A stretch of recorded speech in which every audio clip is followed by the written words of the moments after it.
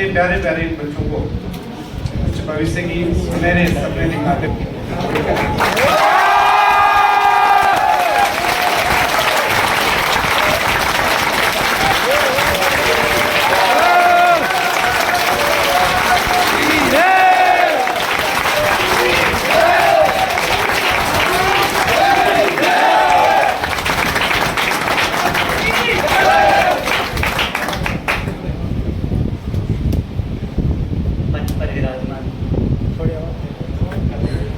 विशिष्ट और मंच के सामने विराजमान अति विशिष्ट व्यक्तित्व गुरुग्रह पढ़न गए रघुराई, अंतकाल अल्पकाल विद्या सफाई। चाहे युग त्रेता का हो या कलयुग हो, अगर विद्या का अर्जन करना है तो अपना घर छोड़ के गुरु के घर तो जाना ही पड़ेगा। जब कुछ तो ऐसी बात है कि इतने सफल व्यक्तित्व जिनको आप क्रिस्टियानो रोनाल्डो, सचिन, रमेश तेंदुलकर के नाम से जानते हैं, आज तक भी अपने पास एक कोच, एक मेंटर रखते हैं।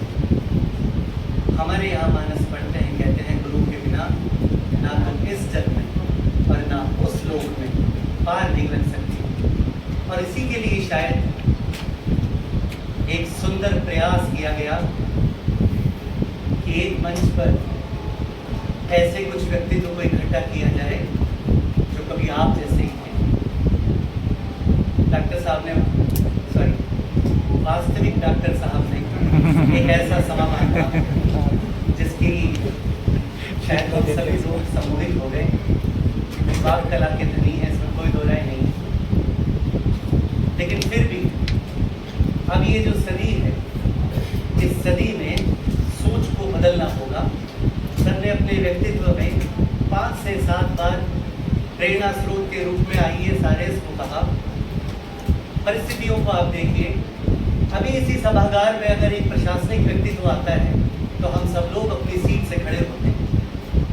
हमारी कोई पहचान नहीं, हम सीट से खड़े होते हैं।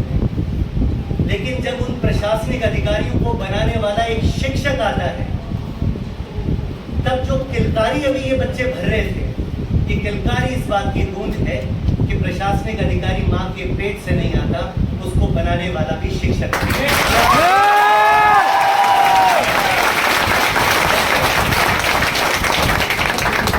जब जब भी आप अपने क्षेत्र में, अपने कार्यालय में, अपने समाज में कहीं प्रभावशाली व्यक्तित्वों के साथ रहें, उनके इर्द गिर्द रहें, कोशिश करें कि इनके साथ एक सेल्फी हो जाए।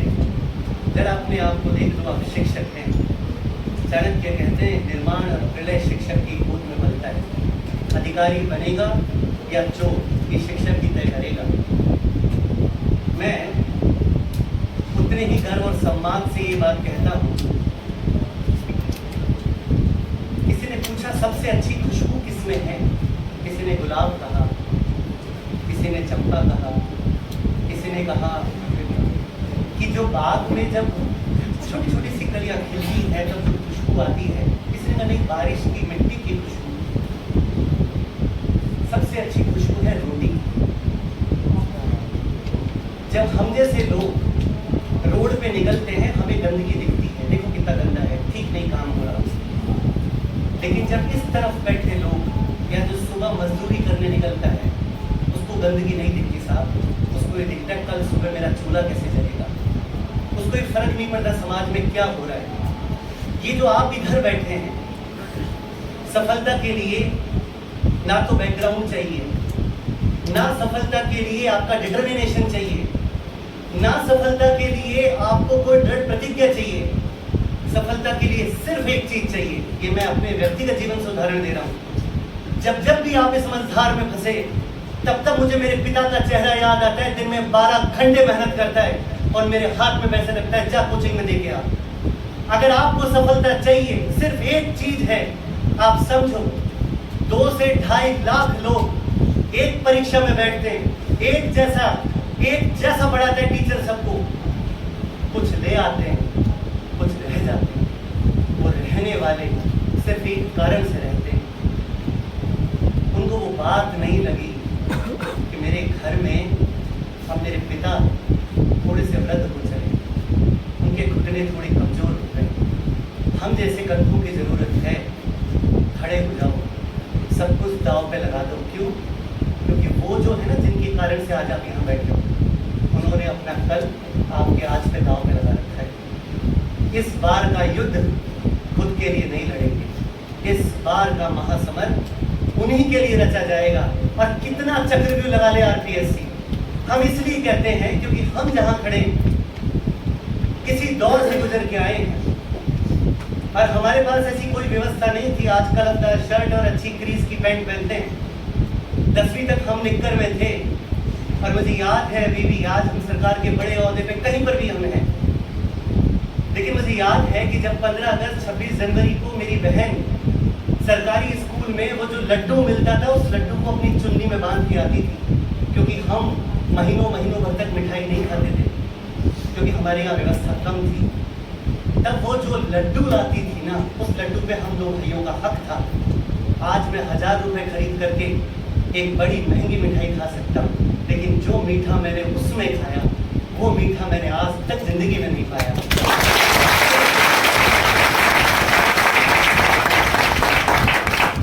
अगर कोई तो होगा इस भीड़ में ऐसा जिसका सब कुछ दाव पे लग रहा है, तो खाली हाथ घर नहीं जा सकता, बस उसी के लिए ये सुंदर प्रयास है। बाकी यहाँ पर सब तरह की व्यवस्थाएं मुझसे बेहतर आप जानते हैं, लेकिन जो शिक्षक यहाँ हैं, उन शिक्षकों की टीम, जैसा सर ने कहा कि अंगुली पकड़ के और गंतव्य तक पहुँचाना, यही मेंटर और यही कोच का जिम्मेदारी होती है। लेकिन शिष्य की पात्रता आप स्वयं तय करते हैं। मैं बार बार एक बात का जरूर उल्लेख करता हूँ, त्रेता युग में हनुमान जी को मिले प्रभु राम, बोलो हाँ कि ना? पर द्वापर में मिले अर्जुन को गोविंद, हाँ कि ना? आज कलयुग में हर गली मोहल्ले में आप हनुमान जी का मंदिर पाएंगे, आपको अर्जुन का एक मंदिर नहीं मिलेगा। है तो वो भी प्रभु। हाँ। प्रॉब्लम क्या थी? हनुमान जी थे निश्चय बुद्धि। निश्चय बुद्धि का मतलब एक बार दिमाग में सेट हो गया ना कि ये राम का काम है, होके रहेगा।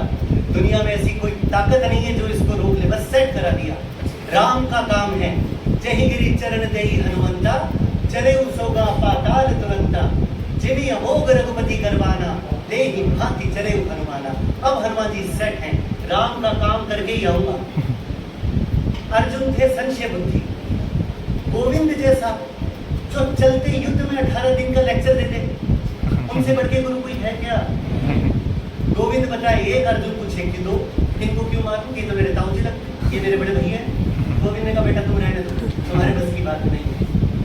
अगर निश्चय बुद्धि हो तो सफलता आपका इंतजार कर रही है। आरपीएससी का चक्रव्यूह हमने भी कई बार तोड़ा है और पूरी उम्मीद करते हैं कि जो हमारे साथ हैं उनको भी इस चक्रव्यूह में नहीं फंसने देंगे। एक बात जान लड़ा के लड़ जाओ, घर खाली हाथ नहीं लौटूंगा।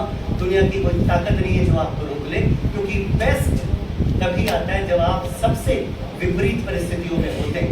अगर आपका बेस्ट नहीं आया तो रुक जाओ, अभी परिस्थितियां विपरीत नहीं है, घर में खाने की कमी नहीं है, आगे का अल्टरनेट आपके पास मौजूद है।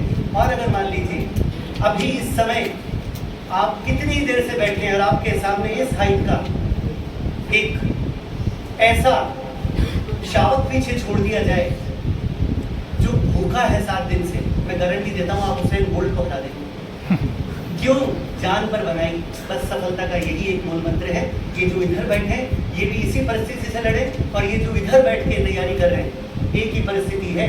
जो सीमा के इस पार या सीमा के उस पार में बाधा बनती है, वो सिर्फ आपका कंफर्ट जोन, उसको तोड़ो, बाहर आओ। आरपीएससी कोई बहुत बड़ी बाधा नहीं है। आपसे पहले हजारों लोग हुए, आपके बाद हजारों लोग हुए, केवल आपका इंतजार है। जब मैं सफलता लेके वापस मेरे घर लौटूं, तब मेरे पिता शर्ट के ऊपर का बटन हाथ में खोलकर और हाथ में मिठाई का डिब्बा लेके पूरे मोहल्ले में बैठे, आज मेरी बेटी अपने पैरों पर खड़ी हो गई, आज मेरा बेटा अपने पैरों पर खड़ा हो गया। ये अगर मैं सपना देखता हूँ, मेरे आज भी रोंगटे खड़े होते हैं कि जब मैं पहली बार मैंने सरकार का एक पहला एग्जाम क्लियर किया था, मेरे पिताजी ने रसगुल्ले का एक पूरा पीपा पूरे मोहल्ले और रिश्तेदारों में बटा था। और जो रिश्तेदार, जैसा सर ने कहा, मैं पूरी तरह से सहमत हूँ, जो रिश्तेदार शुरू से ये कहते हैं तुमसे नहीं हो पाएगा, उन रिश्तेदारों को 2-2 किलो मिठाई एक साथ जानी चाहिए।